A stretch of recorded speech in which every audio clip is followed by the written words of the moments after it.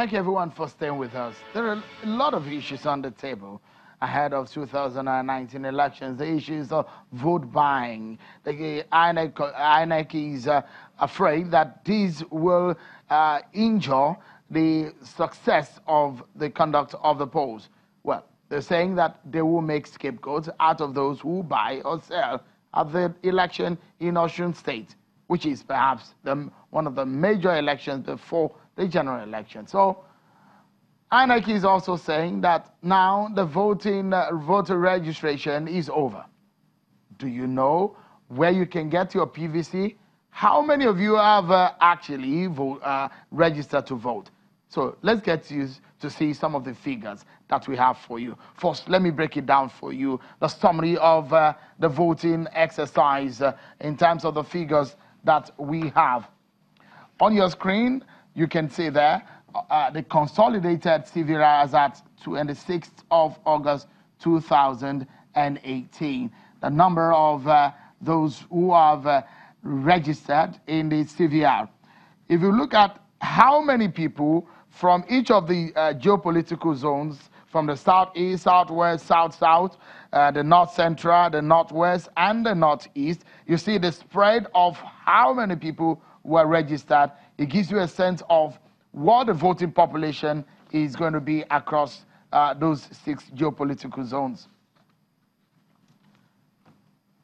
My partner tonight on the program, Mr. Alistair Shoyode and Mr. Peter Ame. Mr. Peter Ame is the IPAC chairman and also the PPA chairman. Mr. Alistair Shoyode is the presidential aspirant. Thank you so much for coming on the program today. INEC is saying 84 million Nigerians are registered. And we do know that in 2014, 2015, prior to that 2015 election, INEC did tell us that there is what they call the AFIS, Automatic Fingerprint Identification System, where they are able to eliminate multiple registration and all that. For this 2019, maybe I should begin with you, Mr. Ame. Are you confident of the integrity of the voter register? Because the voter register is the spine of any election. Yes, one of the problems I have is that the AFIS, what it does is to identify multiple registrants. What happened to the underage? What happened to those who are not qualified to be on the voter register? One of the challenges that the political party have, the data to screen through 84 million voter register is very huge. And that's why we're saying that, we must work with INEC and work with all the 91 registered political parties in Nigeria to find a lasting solution to make that our vote, because election does not just start on election day. Election is not about just voting or about accreditation. Election is a process. It starts from the day you go to the polling unit, you go to the polling station to get registered, the day you decide to participate in the election. So this process is a long process. And for many Nigerians, one of the mistakes we made is that we think we have now accepted that the only civic responsibility we have is for us to go get registered and then wait for a voting day and vote without further critically examine the list of voter registers that have been placed on board. And because the law stipulates, the law has made provision for Nigerians to be able to check in each of the community they find themselves, because there's a period at which you must place the registered vote, the number of registered voters you have in each of the community within the polling unit, so that people can come and confirm if those, because we have a problem. Our debt, how they call it, database is faulty. How do INEC relate this to those who have died and those who are alive and those who can't vote? Who are, because we must be able to synchronize all this data we have. We have national identification data, we have driver license, we have all these things, but we have not been able to synchronize it. Because if we continue to say that it's only what we are most important about is AFIS, multiple registrants, what happened to the other registrants that cannot be taken off the box? From 2015 to now, you must have known, maybe the National Population Commission, when last did you do censorship? When last did you agree that the data we have is an accurate data? So we have a lot of challenge on how to, without these multiple names that are on the register, a lot of challenge on how to remove the underage voting list on the register, a lot of challenge on how to make sure that those who are no longer alive with us here are no longer on the register. And that is why it's very important that the card reader, what happened to the card reader in 2015 does not happen to the card reader in 2019. Because what happened to the card reader in 2015, after the card reader was used, people went up to Supreme Court, and the Supreme Court did not, the Constitution of Nigeria does not recognize the card reader as a process of accreditation.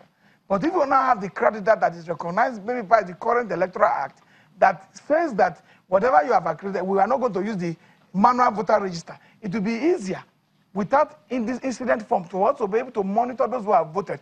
Because we're not even talking about those who are in government. We're not talking about those who have already been in government. All right. We're talking about prospective young people who want to be in government. How do we create the opportunity for them? Because let's quickly bring in Mr. Shoyode into the conversation now.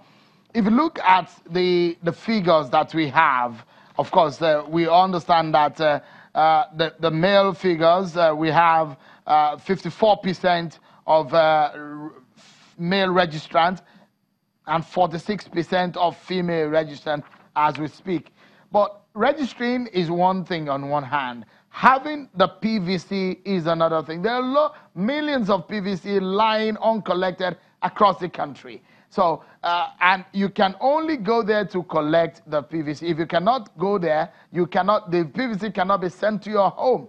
How do you guarantee that all of this number that you have, 84 million, we have a maximum voter turnout on election day?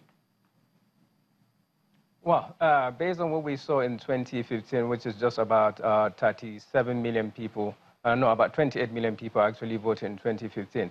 With the high expectation and the education that has been going around the country, with a lot of people showing a lot of interest in the affairs of the nation, we will be expecting at least between 50 to 60 million people to actually vote in 2019, out of the so-called 84 million people that have registered and registered for their PVC. So if we can get that turnout, that would definitely give us between 60 to 70% people turning out for 2019. And I absolutely believe that with the number of our aspirants in one party alone, you have more than 10. And all these 10 people or candidates are big names within one party moving to another party. And now, of course, they have created that dynamic, they have created something that a lot of the members of the electorate are yearning, are looking and saying, well, these are the same people moving from one policy, ideology-driven organization or party to another party. Now, for me, really, this is the time for the electorate, either the 80 million or the about 70 million of ours, all together turning out to vote in 2019 to look at the consideration of the new and emerging leaders. I mean, they are emerging leaders because they are leaders who have contributed to the development of this country.